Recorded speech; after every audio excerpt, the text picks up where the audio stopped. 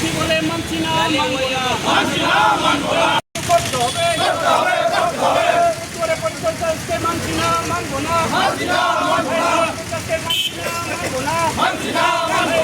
আমাদের কথা হচ্ছে পরিষদ দাসকে আলিপুরদুয়ারে প্রার্থী ঘোষণা হয়েছে।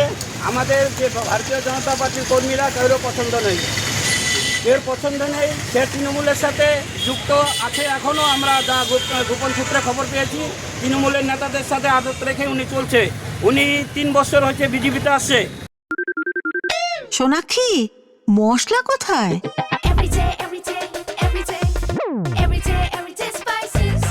এভরিডে মশলা, দেশের স্বাদ।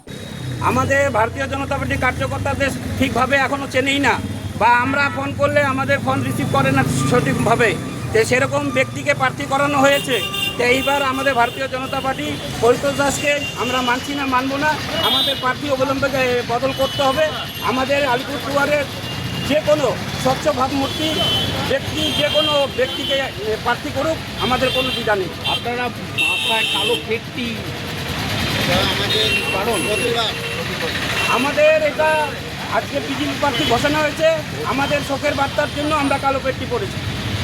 এই আন্দোলন কতক্ষণ? এই আন্দোলন যতক্ষণ প্রার্থী বদল হবে না ততক্ষণ আমাদের আন্দোলন চলতেই থাকবে। অনির্দিষ্টকালের জন্য আলিপুরদুয়ার জেলা পার্টি অফিস বন্ধ থাকবে।